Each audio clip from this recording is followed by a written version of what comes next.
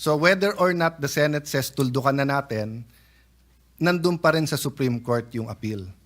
Would it be acceptable both to Senator Marcoleta and to the minority? Mr. President, the reason why I want to explain the difference para malaman natin bakit malapit pero malayo. Yes, okay. Because when you laid it on the table, ang ibig sabihin niyan, buhay pa yung impeachment. Samantalang sinabi ng Supreme Court, immediately executory. So pag lay on the table, buhay pa yan, pero mamamatay yan paglabas ng MR. Pag in-archive mo, baliktad. Patay na yan.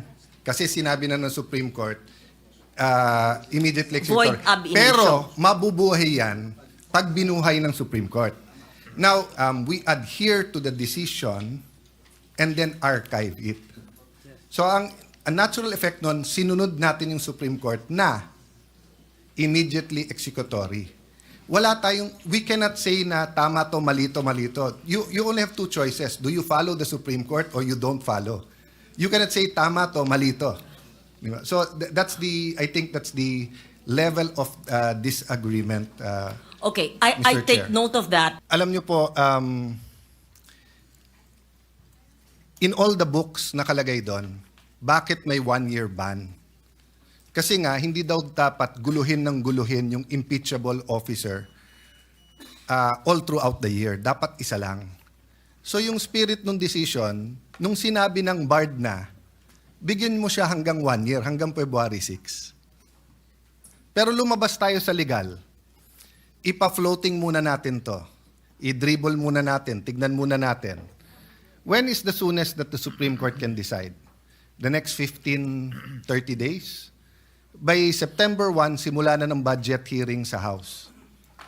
By late September, simula na tayo sa Senate. Baha, DepEd, gamot, trabaho, lahat yan, inaasikaso natin. Kung walang choice at isasabay natin impeachment hapon, impeachment umaga, legislation, bakit hindi? Pero hindi ba dapat bigyan din natin ng katahimikan yung ating bansa at least until February 6? Na sinabi na ng Supreme Court, barred, mali ang proseso, tuldukan na rin natin sa Senado. So, ang isa na lang po ang pinag-uusapan natin, which I want to give honor and thank the minority leader na, pero may appeal. So, whether or not the Senate says tuldukan na natin, nandun pa rin sa Supreme Court yung appeal. Would it be acceptable both to Senator Marcoleta and to the minority? What if we word the motion that we move to adhere to the decision of the Supreme Court in Duterte versus, period. Huwag na natin ilagay sa dulo kung dismiss, area. Merely adhering. Kasi nasa decision naman, nasa loob na naman decision na void ab initio and executory right away. So I don't know if that's acceptable. No? I'm trying to think of a word. Adhere, even obey kasi baka ma-misinterpret na because some of us say na wala tayong choice to obey, some think na wag tayo subservient, di ba? But adhere might be a good word. Senator Marcoleta, are we getting closer or medyo lumayo? I think, Mr. President, we're getting closer, except that we should put some operative words there that would indicate the closure of this very issue. Mr. President, what if it's we move to for the Senate to adhere to the Supreme Court decision in Duterte versus House of Representatives and hereby terminate whatever unless or until certain time na may. Mr. President, may I ask the good sponsor, can we mention the appeal? I don't think so, Mr. President. Yes. I think we can only because adhere. It's immediately executory.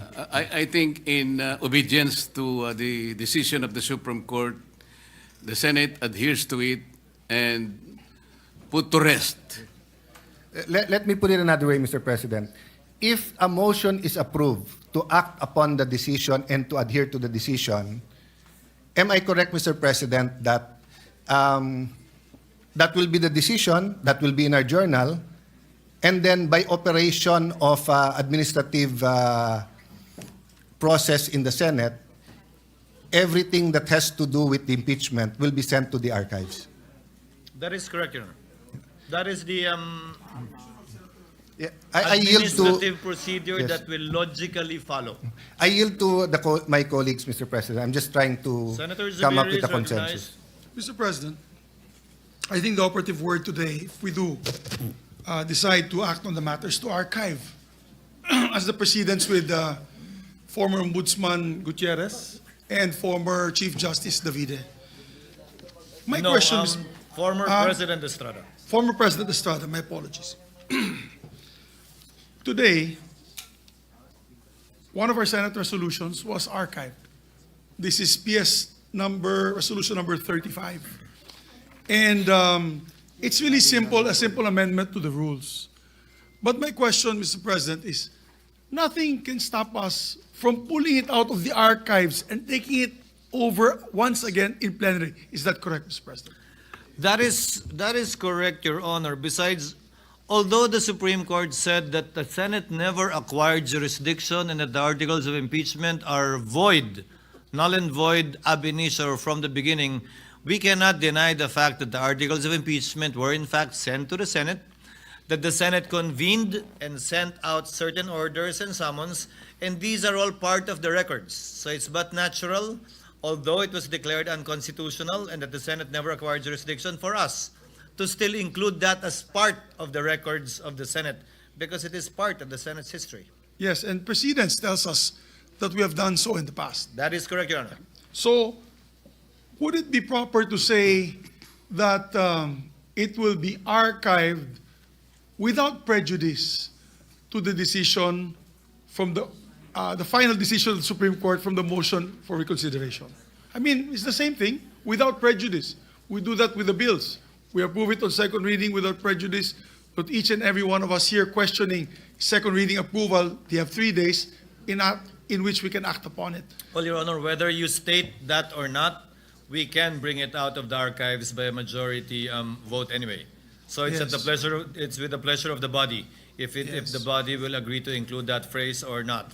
But Thank you in for the relation to clarity, Senator Mr. President. Cayetano's suggestion, Senator Marcoleta, if we simply vote in your case, not the motion to table, to adhere, once that decision becomes final, meaning to say after the lapse of the period for a member who voted with the winning side, on the winning side, to seek a reconsideration, the natural effect, without being included in your motion today, would be to archive it.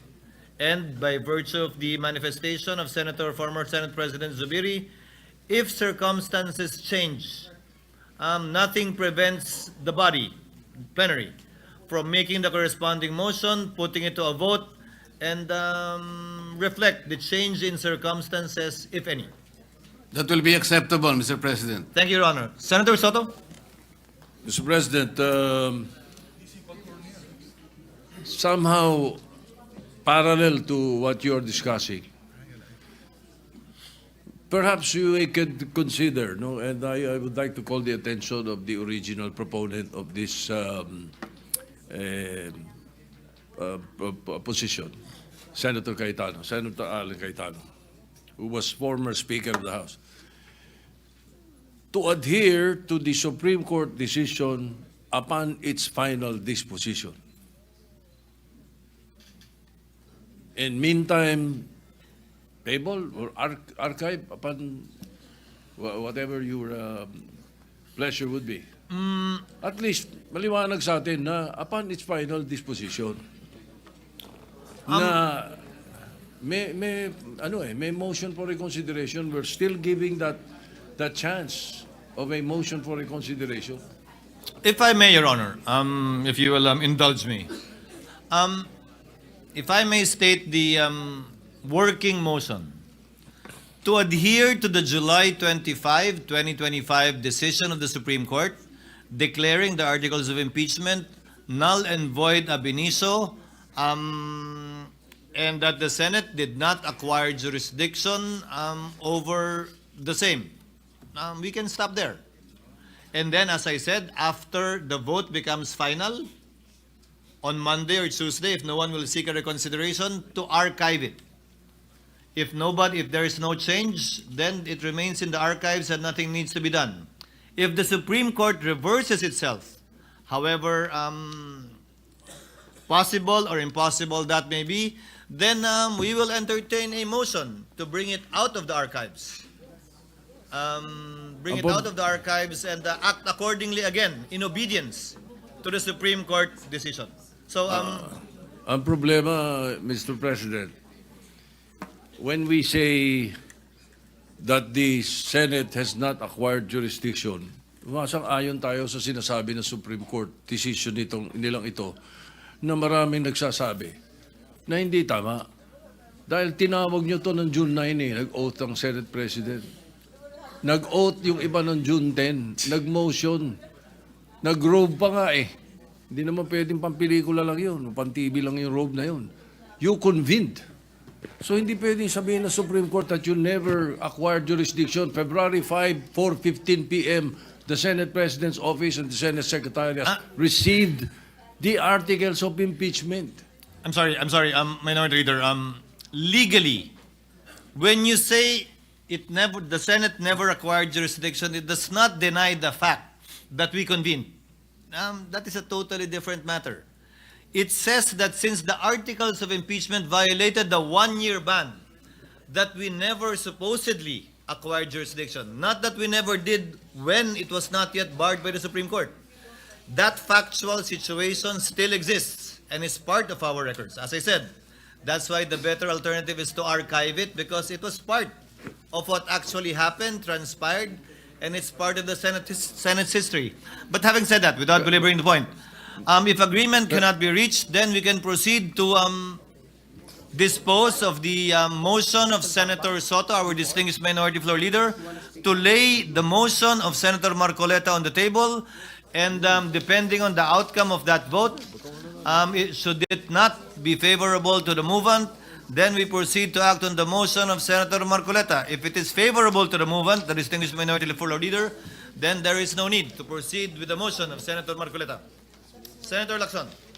Mr. President, we have to determine first if Senator Marcoleta has legal standing in filing his motion to dismiss. He will amend this motion later. We will first decide on the motion. So there's amendment to the motion. Yes. And then let's hear his motion, Your Honor. Yes. Mr. President, the lady from Antique is seeking the floor. I move the Senator Legarda is recognized. What is your pleasure, ma'am? Thank you, Mr. President. It's been 3 hours and a half with the very enlightening discussions. I just wanted to clarify, and actually, may I convey that there is a sliver of a difference between the two motions, so I wanted to be clarified. The original motion to dismiss, I believe, has been amended based on the discussions to the motion to archive. Yes. And the motion to archive, in my understanding, based on all the explanations, would be without prejudice to the reopening of the possibility after the Supreme Court conveys its ruling on the motion for reconsideration, Yes. and therefore, in the possibility of the event that it reverses itself, then we would act accordingly. That is correct. Yes. On the other hand, there is a motion which takes precedence, and that has been the motion of the Minority Leader to lay on the table the motion. But when you see and interpret the amended motion of the original movement, Senator Marcoleta, and the Minority Leader's motion, it's similar because it lays on the table, or it somehow just postpones indefinitely until such time that the Supreme Court has decided on the motion for reconsideration. Is there any possibility that May I we can explain the agree so that we can amend it so that the body can actually vote as one? Because we are not putting it to a permanent halt, because we will be waiting anyway for the motion for reconsideration by the Supreme Court. Yes, Mr. The President. ruling on that. May I have Yes. 1 minute to explain the difference? I know that there Yeah. is, let me state, I know there is a difference. I was just trying to bridge Yes. the difference so that there could not there is no need for a painful vote. Yes, I will just explain the yes. difference so that we know. Senator Cayetano is Yes. recognized with the permission Yes. of Senator Intulfo. Thank you. Mr. President, the reason why I want to explain the difference, para malaman natin bakit malapit pero malayo. Yes, okay. Because when you laid it on the table, ang ibig sabihin niyan, buhay pa yung impeachment. Samantalang ang sinabi ng Supreme Court, immediately executory. So pag lay on the table, buhay pa yan, pero mamamatay yan paglabas ng MR. Pag in-archive mo, baliktad. Patay na yan. Kasi sinabi na ng Supreme Court, immediately executory. Void ab initio. Pero mabubuhay yan pag binuhay ng Supreme Court. Now, ang ibinigay na po ni Senator Marcoleta sa atin, pumayag na siyang tanggalin yung word na dismiss. Because nga, even I question, we're going to dismiss, wala nga jurisdiction. Although there's a Supreme Court ruling saying na pag wala ka na magawa, walang jurisdiction, i-dismiss. So the proposal, which is accepted by Senator Marcoleta, is that we adhere to the decision and then archive it. So ang natural effect nun, sinunod natin yung Supreme Court na immediately executory. Wala tayong, we cannot say na tama to, malito, malito. You only have two choices. Do you follow the Supreme Court or you don't follow? You cannot say tama to, malito. So that's I think that's the level of disagreement. Okay, I Mr. take Chair. note of that, and I was trying to have a unanimous vote and trying to bridge the two motions, which, based on Rule 31, there is actually no motion to archive, but actually every day we archive in our referral. So because of that practice, then that motion is therefore acceptable. Having said that, Mr. President, let me just summarize what we are voting on. We're actually, and I will just say it, the very, very short dispositive portion of the Supreme Court decision. And this is the article, and I quote it, the articles of impeachment are declared barred by Article 11, Section 3, Paragraph 5 of the Constitution. Likewise, they are unconstitutional and are deemed null and void ab initio. Consequently, the Senate did not acquire jurisdiction to constitute itself into an impeachment court, and this decision is immediately executory. I just wanted to summarize what we've been discussing for 3 hours and a half. And while my attempt to bridge the two similarly worded motions did not succeed, then we will therefore have to put it into a vote. Thank you, Mr.